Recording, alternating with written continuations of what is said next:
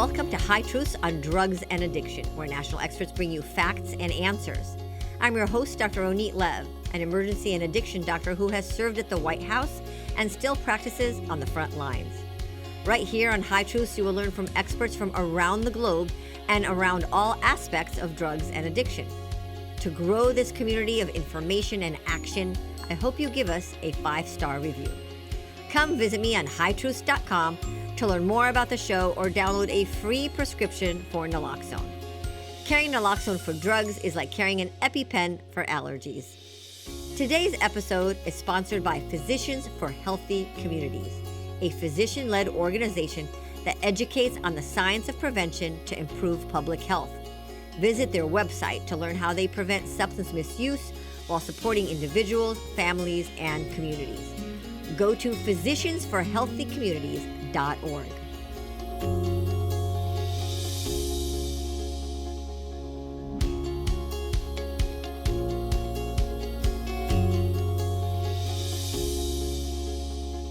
Hello again, High Truth listeners. Get ready for a neuroplastic conversation.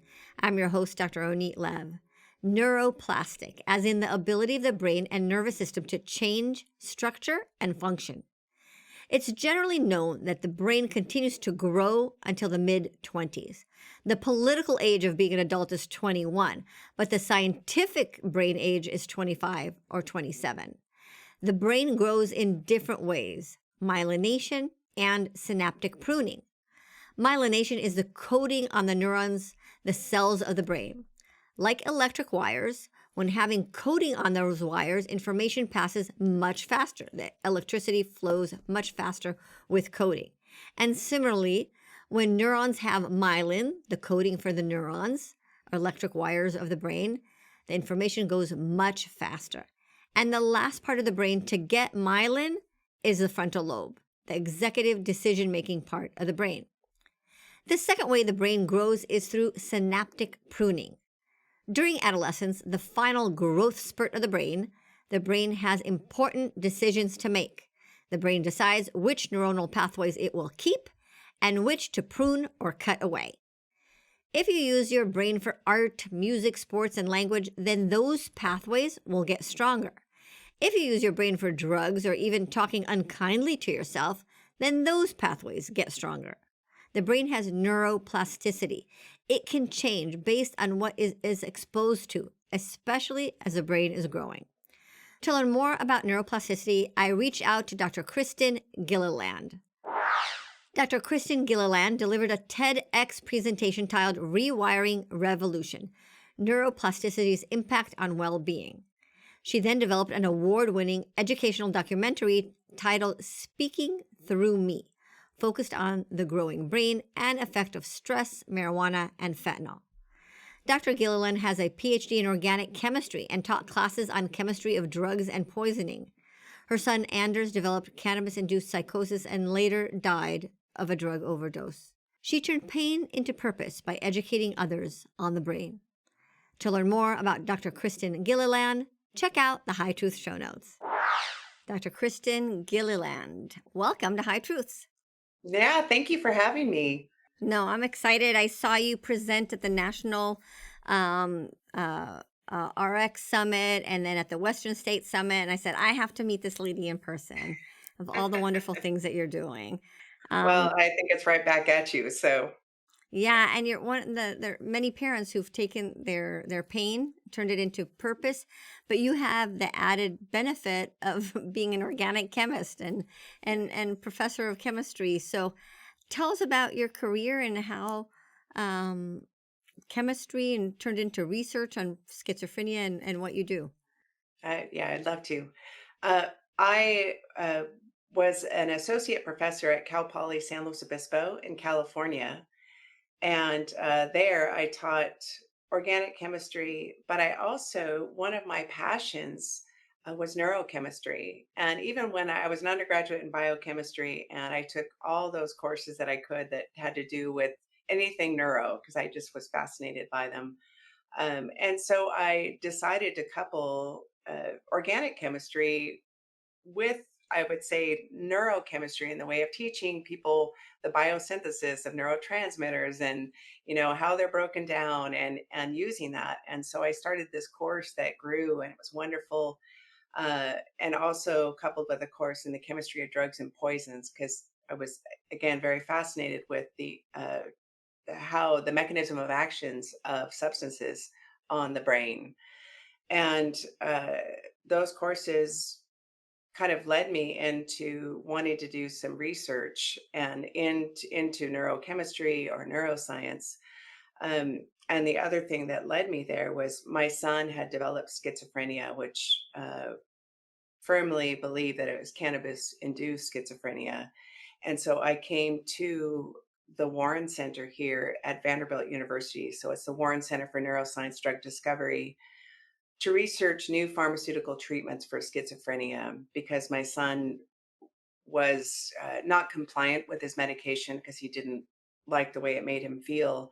And so I came here to try and find new treatments because they were doing very novel approaches to finding new antipsychotics. Interesting. And well, there's so much thing there interesting. What is your class that you had about chemistry of drugs in the brain? How did students? You were talking to college student. How did they react to that? I remember I actually was a chemistry major. I don't want to say that because like you expect me like remember how all these bonds work, and I don't remember. But I was a chemistry major, and I remember there were students who were like, "Oh yeah, we could make all these drugs." Um, and Well, I'm wondering how that interaction was on a college level. it was quite uh, interesting and entertaining, I will say, because the kids who would come in, and I call them kids because I'm a lot older than they are, We're but allowed. they when they would come in, and a lot of them had their own personal reasons for being there. Some of them wanted to go into medicine or, into some area in neuroscience in graduate school, whatever it might be. But a lot of them it was for their own curious reasons. And they would never ask things publicly during the classroom, but afterwards would come up to me and ask me questions about specific substances that they may have used at some point of their life and wondered the impact of that on their brain. And but it was a very popular class. And it would the number of kids that would be in there, all different varieties, as I said, and they loved it. And just to be able to learn how certain things from even alcohol, right? From even understanding alcohol to psychedelics, what we know so far is just it was fascinating to them and to me as well. Did they I'm sure to you understand the too. risk, uh, or was it more like, oh well, I can try this? No, I actually would go into both. I would go into both the dangers. I would talk about if things were addictive. We talked about addiction. So I would give them everything. And I'd say, now your prefrontal cortex is getting very close to being fully developed. You can make educated decisions. So I'm going to give you the risks associated with taking these substances, and hopefully you'll use your prefrontal cortex wisely.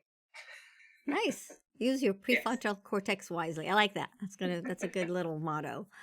Yeah, Um, if you don't mind, can you tell us a little bit more about your son, Anders, and what happened to him? I would love to. So he, during middle school, started to show a lot of symptoms of anxiety.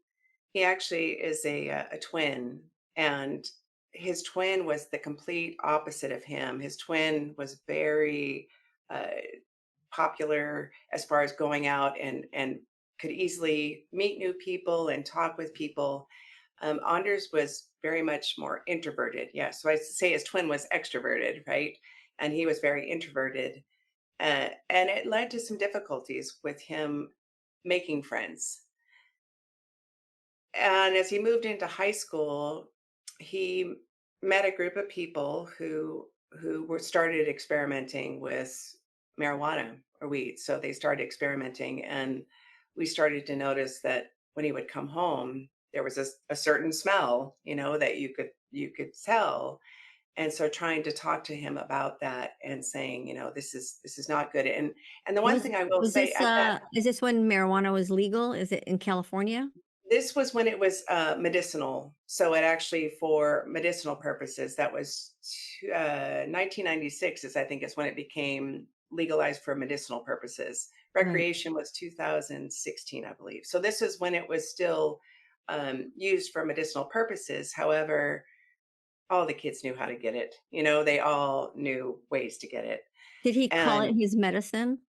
he said it helped with his anxiety. It helped him with his anxiety.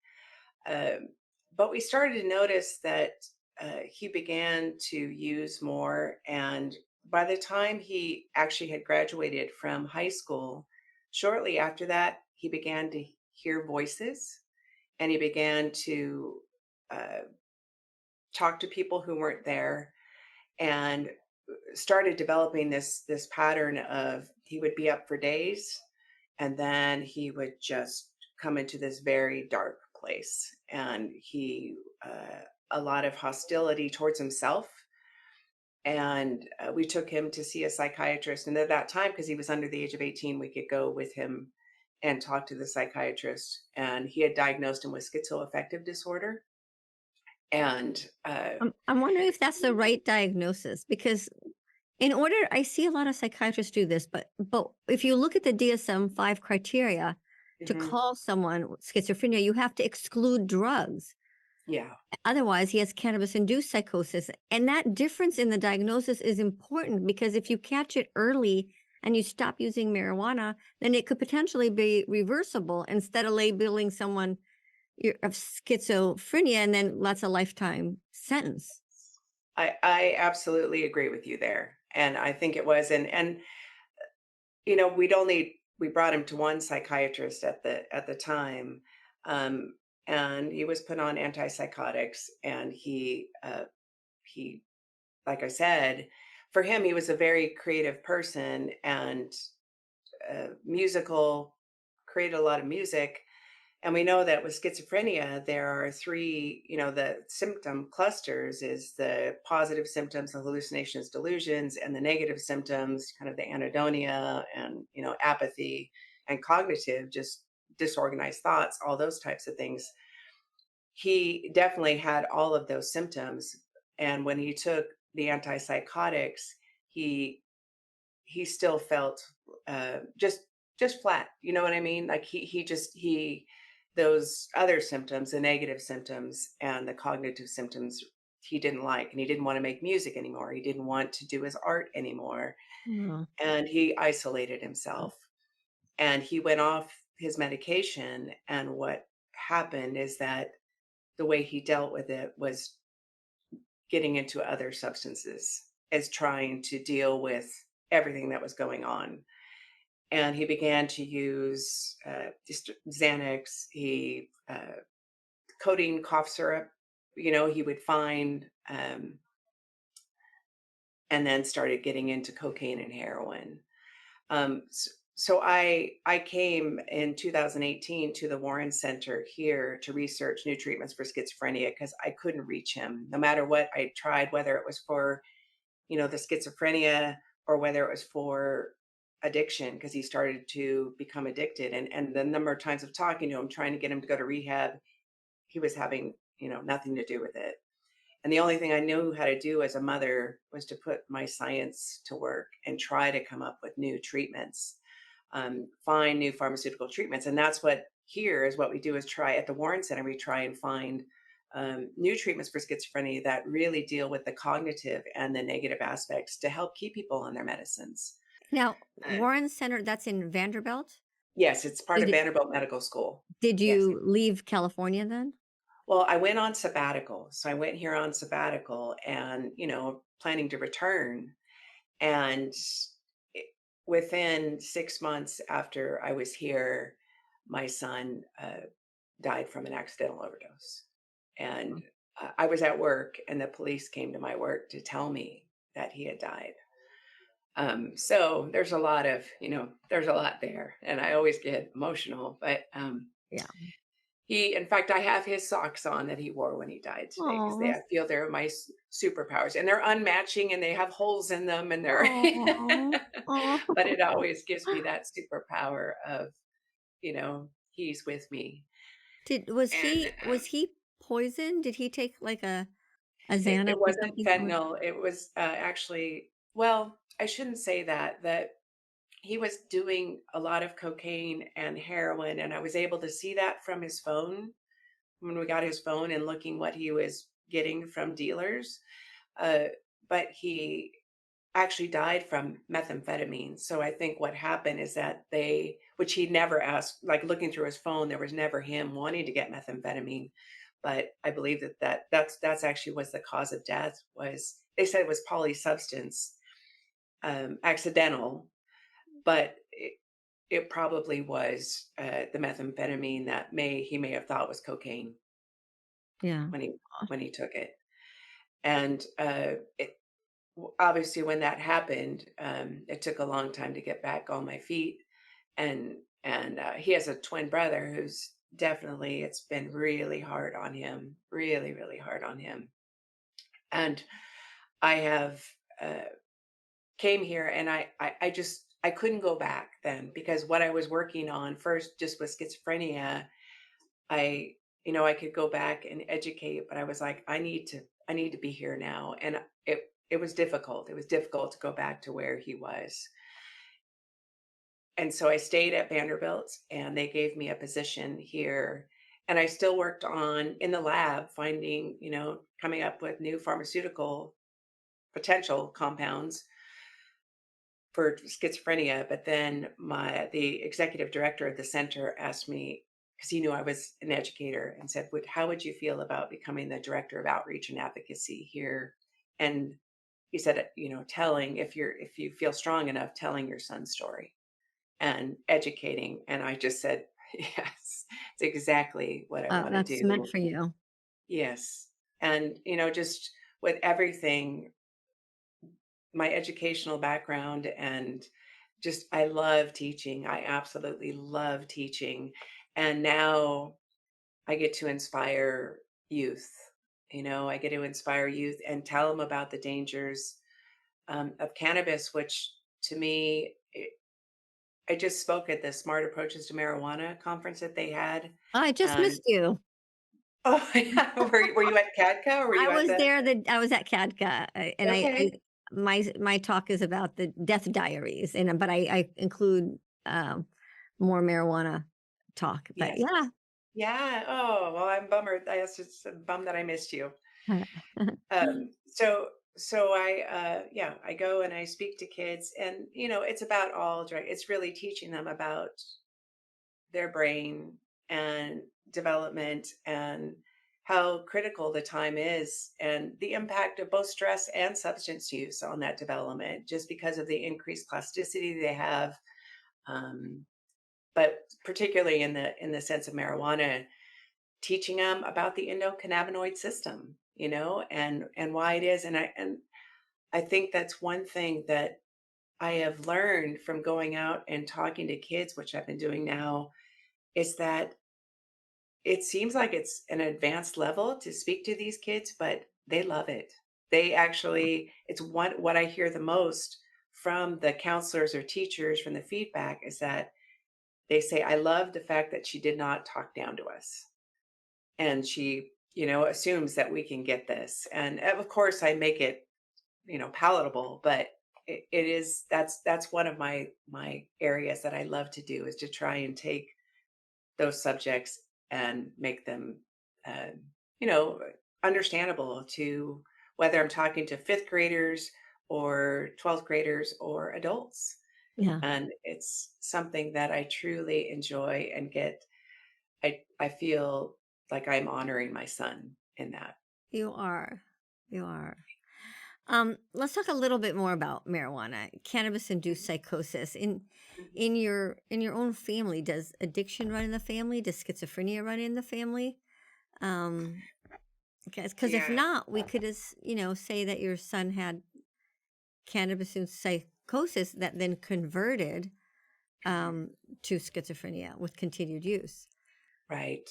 Well, I do we do have a history of addiction in our family, and actually it was on both sides of the family, my side and their father's side. And so this is the way I was very just no, you I mean just it's like they've got the genetic, sunk. They're sunk when it would come to that. Yeah.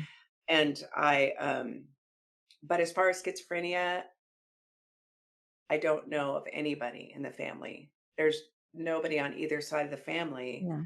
who suffered with schizophrenia. And I I don't know, but I do know one thing, in that my son had mentioned that when he used marijuana, that he had had psychotic breaks, kind of things. He would tell me that he had psychotic breaks, and we know now that if that happens, the more you use, the more you're increasing Right. your risk of developing the disorder. I I I think Anders is an example of someone who, if we targeted, if I could do like one public health thing, is if I targeted men between the ages of 20 and 30 and prevented them from using marijuana or getting a cannabis use disorder, we could decrease 30% of all the schizophrenia in our country. And that's based on a study from Denmark with 7 million people. Um, so, and I think I feel like my role is to reach out to psychiatrists because there's a reluctancy to make this diagnosis because it's like, oh, it's just weed. But by doing that, you're robbing an opportunity for a young person to recover. And instead, if they continue using, then they're locked in to a life of schizophrenia, which, as you've experienced, is no fun or Yeah. very painful. Yeah. So I think we need to do more to make that diagnosis in order to prevent schizophrenia and even target again, like especially men, young boys between the ages of 20 and 30. Well, and I think that when we look at the endocannabinoid, the endogenous system that we have, and we think about the role of those endocannabinoids is for regulating the release of neurotransmitters and synaptic plasticity. And when you think about that fact of flooding a system with THC instead of the brain saying, "Oh, we need to stop, this neurotransmitter from being released right now, or we need to increase that," and then THC just comes in and overwrites that system, or overrides it. It it just needs to be out there, and people need to understand why. They need to understand the why. They need to understand why, and that when and I don't know, and I may be naive in this, but when we look at schizophrenia and some of the research that's been done, there's the theory of aberrant synaptic pruning that happens, and they think that that has something to do with that. And when we look at definitely, we look at THC binding to the places where the endogenous, cannabinoids, anandamide or 2-AG would bind and regulate the release of a neurotransmitter, which could and somehow result in pruning. I, I can't help but think that there is a correlation somehow. I don't want to state that and be completely wrong in my scientific hypothesis, but I think that it suggests a lot. It's And interesting listening to a scientist who says flooding THC kind of screws up your and floods your endocannabinoid system. And yet, if you look at the marijuana industry, it's like, well, you have natural endocannabinoids, so marijuana is healthy. Like yeah. the exact opposite of what the scientist says. Well, and I always Um, say if you have THC versus the endocannabinoid coming in, THC, if they're, trying to get the same parking spot, THC is going to win every single time, I like that parking and spot. You are yeah. a good teacher. I love that. I Yeah, love so that. this message, as you said, it needs to be out there, and we need parents to understand. The number of parents that I've spoken to who have no idea, they have no idea. And even with Delta 8 and Delta 10, I'm in Tennessee, where that is, 21 and over, they can get, and kids get all the time. But that is besides it It's messing just with the brain. it's maddening that we Yeah, live in a country that, wants labels and consumer protection, and yet we're selling these products that have never been tested in rats, not even rats. They're being tested on our children. right. And the fact that these people who are making them are like kitchen chemists who have, a lot of them have no idea. They don't test for any impurities. Right. They've gotten probably the protocol off the web or somewhere and are making it from CBD. And it's like, that's one of the big messages here that I talk to kids in Tennessee, and they just think, again, because they're selling it at these head shops or, gas stations, that it's completely safe, and that it has been, tested by the FDA, or that they Right. and these messages need I to get out to parents. I think our the messaging is important, but I think our government has failed us in lack of regulation by allowing these high potency products. If we look at pediatric poisoning, all it's the number one cause of kids under the age of 5. These are not kids who have an addiction. They got into mom or dad's stash. And all the adults that are being poisoned that we're not, with other things in our society, with food, we we have a way of protecting the public. And with this, we're just letting it go. I agree 100%. And I agree that, why not have a regulation on the percent THC if you're going to make it legal? Why not we say, 10%? Because I mean, I think anything above 10% I consider high potency, and getting it out there. I mean, if they're going to legalize it, they should regulate it. Yeah. And it's not just you're saying that 10% is high potency. These are huge studies out of Europe where marijuana has been legal in places like Amsterdam, London, Paris, and their definition of high potency was 10%. So, Mhm. right. Yes. Not, in Yes. America, that'd be low potency. Well, it's funny because the NIH says 15%. Because I remember I looked up and they said 15% and above. And I was like, no, I would say They just 10%. they just kind of pulled that out of the hat. Yeah. Um, but are they losing credibility because of the letter recently sent from the Department of Health and Human Services saying marijuana should be, you know, uh, rescheduled from 1 to 3 Yeah.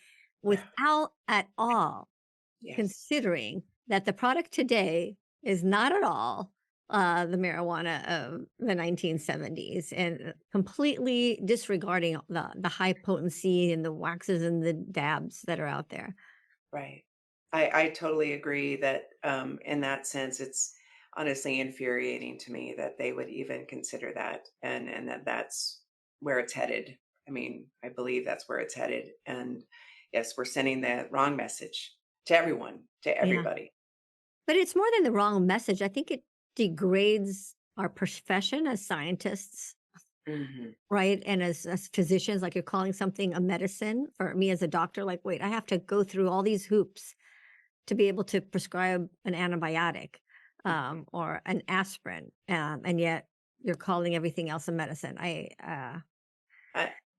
It, and I it, think that if you go to, some of the dispensaries, that they have these people that are like the cannabis doctors that yeah, talk about, oh, this one will help your anxiety, or this one will help, which puts, that in the same category as a right, right. scientist. I know. Like my daughters have went to medical school, which was, no picnic. 8 years of education versus 8 minutes of Yeah, education as a punter. Like, hey, yeah. take some of this. Oh, um, plasticity, that's kind of your thing. You did like a whole TED talk on that. mhm. And explain to us a little bit about how that neuroplasticity works in terms of drugs and addiction and growth.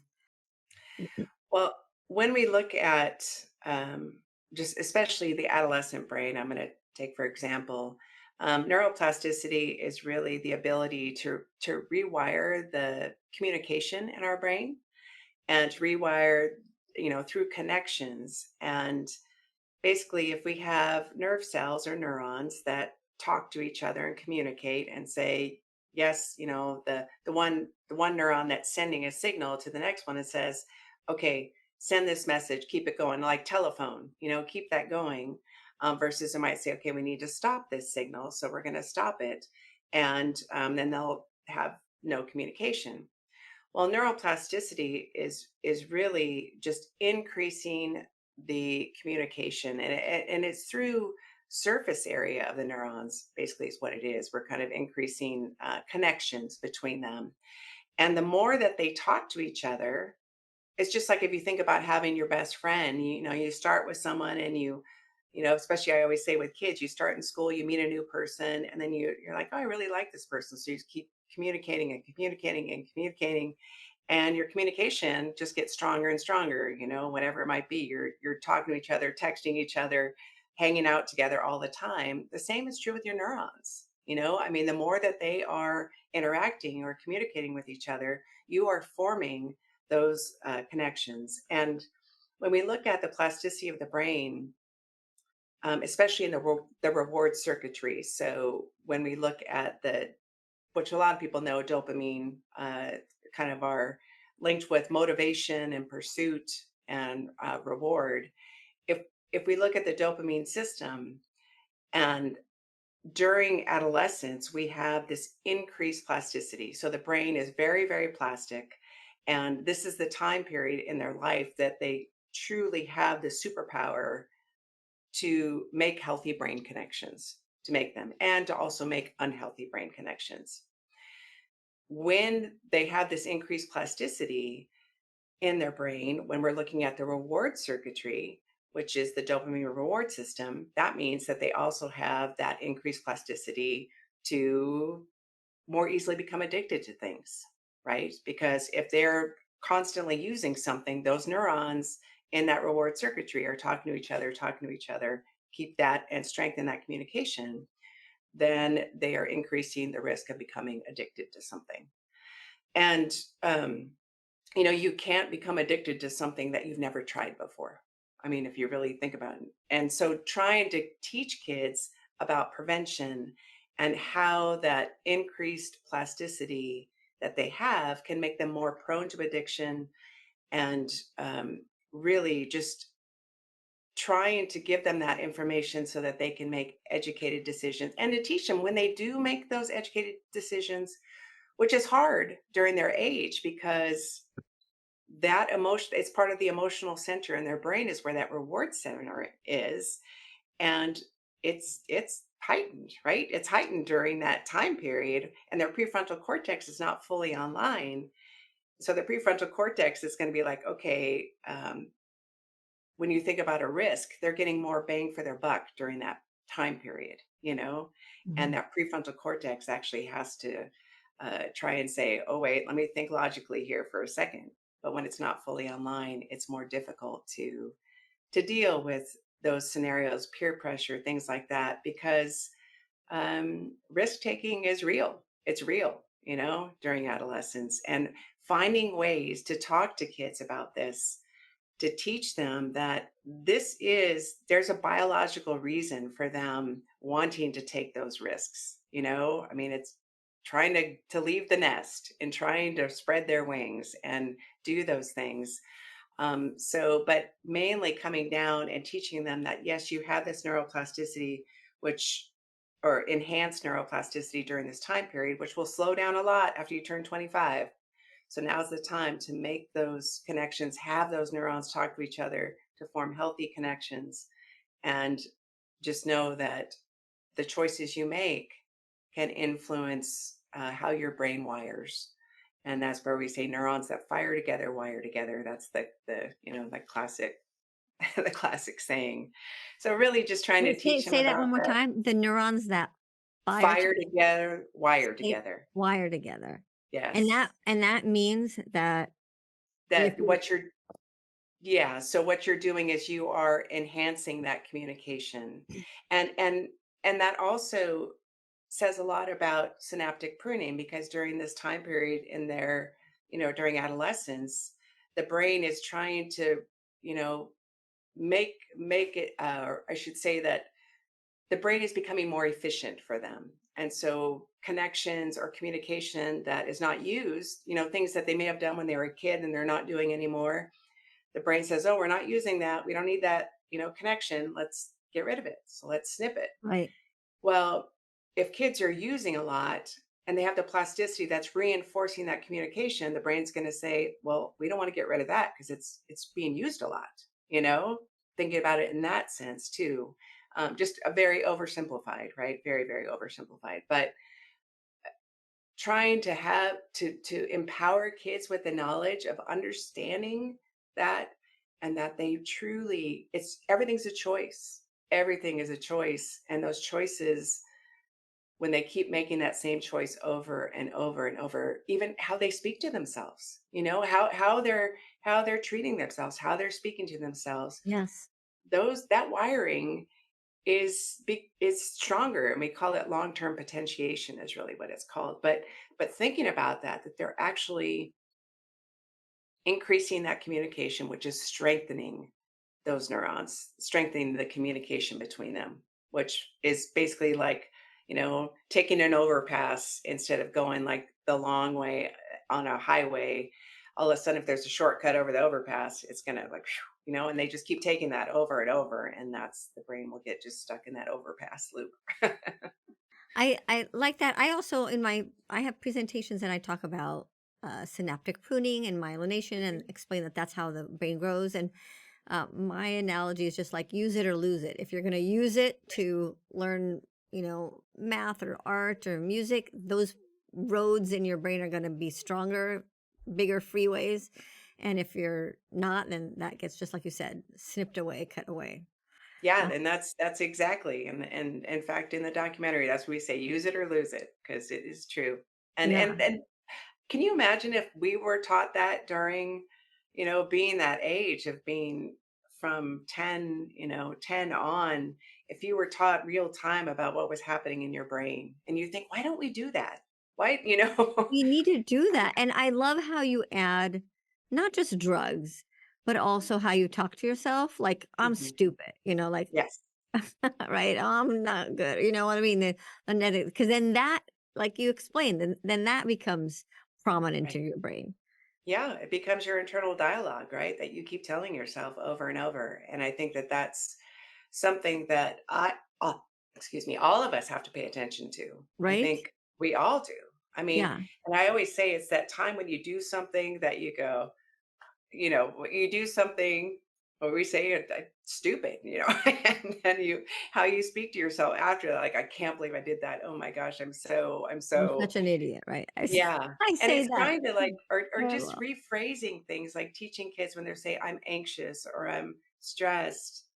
If you could rephrase it and not own it that way and say, stress is here, anxiety is here, knowing, giving it a temporary, not labeling yourself with that, and trying to think about that. And I try and give those tools to kids, and whether or not that sticks, but just something that, even if they just catch it for a second, that's the minute you start something new, like you have a new pattern, that's when the plasticity happens, and then trying to teach them about sleep, which is so hard during adolescence, to get them to sleep, because that's the beauty of, that's when the plasticity really, you know you Happens. get that cement in there.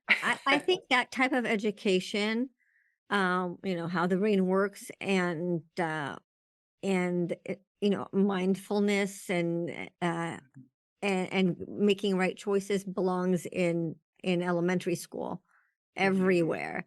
And I mhm. think that if we spent more money and effort there, we would have less addiction in the country, period.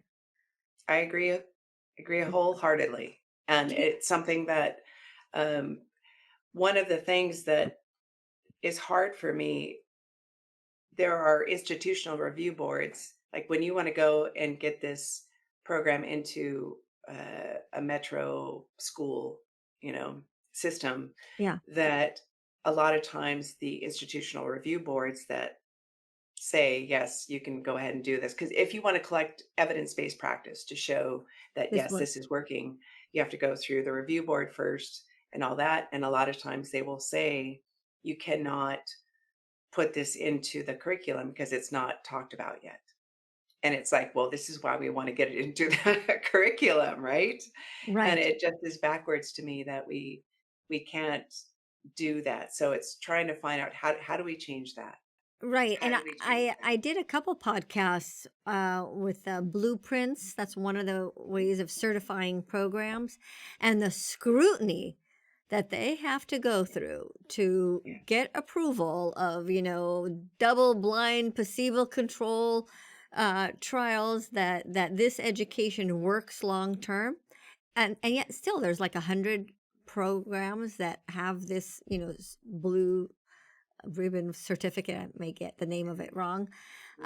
But there's no scrutiny for the Delta products and the psychedelics and like, hey, let's try this program and the onus on proving prevention is so much more rigorous than the other way. I think Yeah, it's amazing and not keeping up with the times. correct. Correct. And Yeah, there really needs to be I feel education is there's so much power in right. education. And our kids can get it. That's what I know. Our Yeah. kids can get it and they want And it, they are you getting know? it, and they are getting that's becoming the social norm, actually. Yes. Um, is there a difference when you talk to elementary, middle school, high school, and college age kids? Uh yes, there is speaking to elementary school and middle school kids, we bring in different ways to do it. We actually have a couple videos that we're just finishing now, but they're kind of funny. You know, they've got kind of the Bill Nye the Science Guy who is teaching about neuroplasticity and the kids love them. They love them, and so our what we want to do with these is we'll send the video and then actually follow it with a lesson with the entire auditorium and talk about it. And as soon as they see, the person who plays Dr. Alistair Pemberton Speck when Yeah, he comes in, they just come unglued because he's so good. So I think a little bit of just keeping them entertained, but making it uh, so they can grasp it. We also have a game that we've developed. It's called Just the Facts, and it is a kind of Family Feud, uh, Jeopardy style yeah, game. yeah, And that was a huge hit. And it really is where the kids get these fact sheets beforehand, and it's all from scientific journals, very highly reputable journals. And we make these fact sheets for them. They can either bring them home the night before, or they get 20 minutes to learn them before the game starts. And then once the game starts, they have to put the backpack or their sheet in their backpacks, so they can't have them anywhere around. Split the classroom into two, and then we have buzzers on the front of the room, and then one by one they come up and face off. And it's like a PowerPoint that's behind that asks these questions, and it's made for teachers too, so we don't have to be present. mhm, Teachers can have all of it and do it, and then it gives the answer. The teacher can read what's below, but these kids are so competitive and they learn it. And not only that, like in between the times I've been there, they will ask more questions. They'll ask fifth graders, they'll ask questions about some of the concepts that we're going over, like nicotine. They didn't know.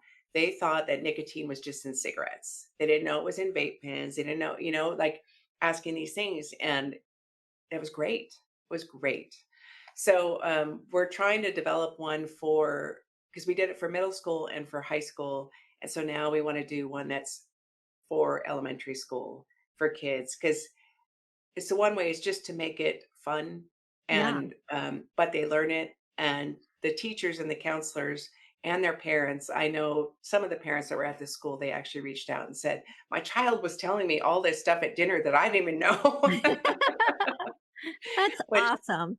yeah. Is this material available Yes, so to we other are people? we are building this program, and it's on our website. The Just the Facts game, we're just putting that up now, but we do have on our website for it's Speaking Through Me, Yes, at the Warren Center. And And we're gonna that's our big make thing. sure The to documentary's there, the small videos are there. We want to make it just available to everyone. right, And and that's we'll my have that in our show notes. We'll share with the audience so they can go to that. that's great. Wow, and Yeah. it's free? Is it, if I wanted to play Yes. the facts game with the kids, I Yes. could do that? Yes. Yes. That is Yes. awesome. What Yeah. about college kids? College kids feel Mhm. like, they know everything. That's a first time they're free out of the house, sometimes Mhm. the first time using drugs or Mhm. alcohol, especially since they're 21 and they're allowed to do it now, even if their brain's not done growing. How do you reach that age group? My son's story really hits them hard, and I don't do it in a scare tactic, but just telling his story and relating to, I mean, he was just like them. He was just like them. And they see his photo and see that he was just like them. And again, talking about the brain, that's when and I can be, more advanced with it Mhm. and talk to them what's actually going on and explain again an addiction, talking about family history of addiction. And but mainly what I do is I really focus on their emotional brain, because during, even though they're free from their parents, there's a lot of anxiety there and a lot of people who are struggling in college. Maybe it's the first time they're alone and whatever it might be, but really trying to communicate them about their emotional brain and the importance of getting help, talking to people, uh, mindfulness, learning breathing techniques, things like that to help relieve stress. Those are the ways that they tend to they listen a little bit more. Just being really, because it's a very stressful time. Our college was stressful. Yeah, it is. And it'd be good to have these. That's why I was saying go younger to learn these type of skills. It's emotional resiliency skills. Like life is hard. So you have to have the skills to deal with that. So you don't go to drugs to deal with that instead.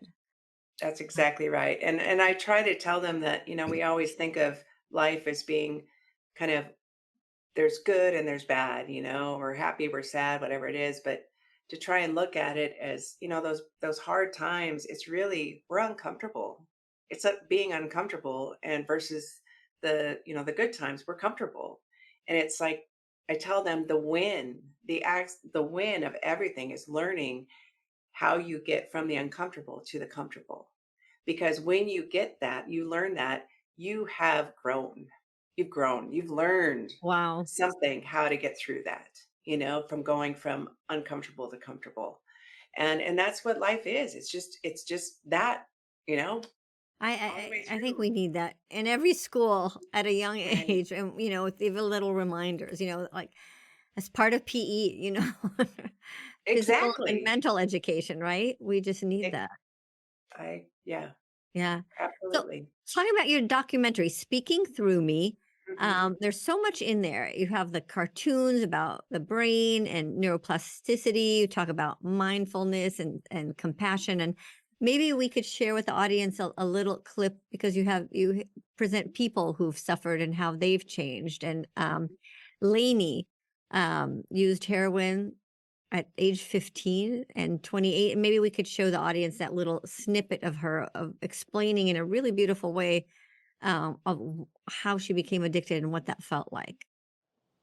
My name is Lainey, and I'm in recovery from heroin. So I started using when I was 15. I am 28 now, so a little over 10 years. I wanted to escape what I was feeling inside. I didn't want to feel what I felt, and I didn't want to be me. So the first time it was, of course, with alcohol, and I wanted to be enough. And when I put that drink in my body and I waited a little bit, it made that feeling of not being enough, it completely went away. And every day from then on, I chased that feeling. It actually became the heroin addiction, the pill addiction. I remember I was driving down the road, like, I'm a 26-year-old heroin addict. like, this is who I'm gonna be for the rest of my life. But once you finally own it and it's your identity, I think that's the darkest I've ever felt. Yeah, she's my hero. She's my Ah, hero. And what she's been through, and now she's in recovery. And we're actually speaking. She's part of. I'm speaking at the RX Summit, and she's part of the group that we're speaking with, which will be wonderful for her to share her story yeah. and talk. But she had a child and uh, was in active addiction then, and got kicked out of the house until she cleaned herself up and was able to come back, and now she has beautiful family. They all her son is Lincoln is just a doll, and yeah, I'm so happy for her. I think she's almost 4 years and being Recovery. in recovery now. How did you meet Lainey? When I was making the film, I wanted young people, and someone I knew of her and said, "You have to interview this young woman. She's remarkable." And that's how connected me with her. And yeah, I was so grateful, and we've become just wonderful friends. And I've spoken a lot at she speaks a lot at Celebrate Recovery. And so I've gone out there and have this whole new group of friends out there that are wonderful. That's great. And now I want to share with the audience the second snippet of Lainey where she shows hope. She's, again, like you said, she's gone through so much. She must have had so much trauma in her life to start hard drugs at such a young age. And she even like hints at prostitution in order to pay for drugs, and made that like just hate herself.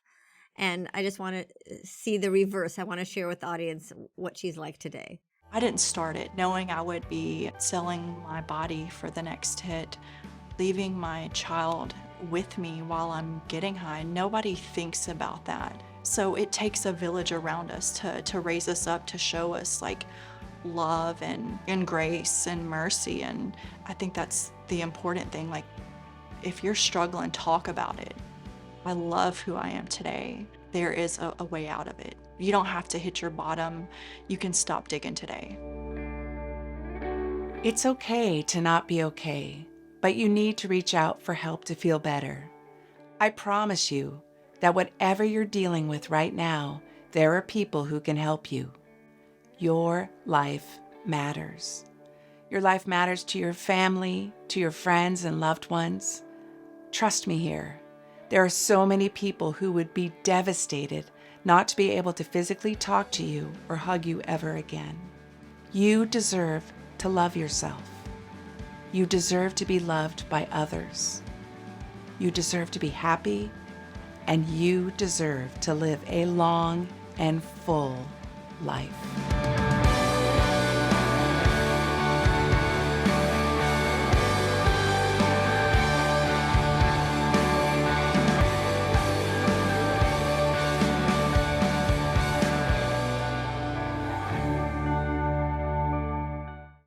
That's really inspiring. I just watched that for her and how she completely transformed her life. And I'm thinking, this is important not just for people who have a substance use disorder, right? This is true for depression or anxiety or just good life skills. That's why I keep saying that we need that education at elementary, school and throughout school a little bit, um, because it's applicable to everybody. It's a universal thing that and skills that we should have. And I think understanding that it's just that same plasticity, right? It really is just stopping and making that decision. You have the choice. You make that decision. I'm stopping and literally, rewiring your brain to a whole different person. I mean, and that is, it's the one thing that it really is. It's such a difficult disease. It is such a difficult disease, and the brain changes drastically during substance use disorder, and people who recover from that are my heroes because is so difficult. And you want to talk about being in the uncomfortable, but they learn. Yeah. That's the part to watch them, whether they're going through the 12-step program, whatever it might be, Celebrate Recovery, to watch them every day, that they are rewriting their story and their brain. And it's just, what that takes is phenomenal to me. Right. The power and the strength and the courage, and especially in the adversity of how people always look at people who struggle with substance use disorder, and all of that. Just remarkable people who are in recovery, and people who suffer from addiction. um, Most people we know, even including my son, were very had a lot of empathy, had a lot of very a feeling person, felt deeply about others. And I think that that's true of a lot of people who struggle with addiction. They are people who care too much sometimes. And I think it's hard. It's Life is hard. And that's where, again, teaching kids to learn with the uncomfortable, how you get to the comfortable. And it is that realizing that that is part of life. It's part of life. We all have it. Everybody has it. Right. And just hold on. That's the big thing. I always want to just hold on. Whatever you're going through, it's going to change. It's going to change. So, Yeah. Well, I mean, those are heroes, but I think people like you are my hero. I mean, parents who struggled, and you have the power of being a mom who's been affected, plus the added benefit of being a scientist and a yes. chemist. That just adds to it, and you're using that to make things better. So people like you are my moral compass. And just share with the audience again how to access your things. Speak through me. How do we find all your Speaking material?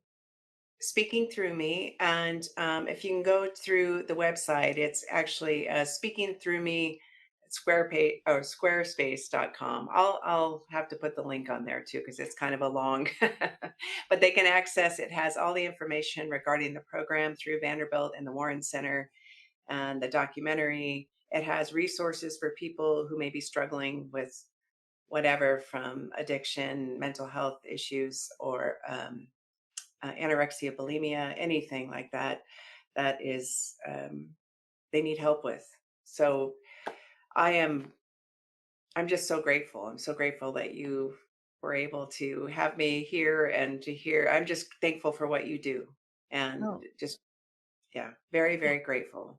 I'm grateful to you. We want to promote your information and spread.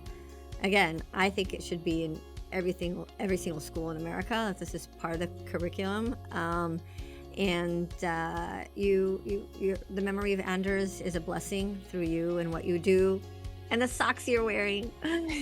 Yeah, I wish I could show them to you. They are quite, like, literally one of them. They're unmatching, as I said, and one of them has two giant holes in the bottom of the foot. But it means a lot, and that energy is going from your feet to your brain and out to the camera. I feel it. So That's exactly thank you right. so much. Thank you so much. Thank you for listening to High Truths on Drugs and Addiction, where you learn from experts from around the globe and around all aspects of drugs and addiction. This week's episode would not be possible without the generous support of our sponsor. A sincere and warm thank you to Physicians for Healthy Communities. Visit physiciansforhealthycommunities.org and view their video and resource library. High Truths producer is Dave Rivas from Davey Boy Productions. I'm your host, Dr. Ronit Lev. We hope we brought your day a little bit more High Truths.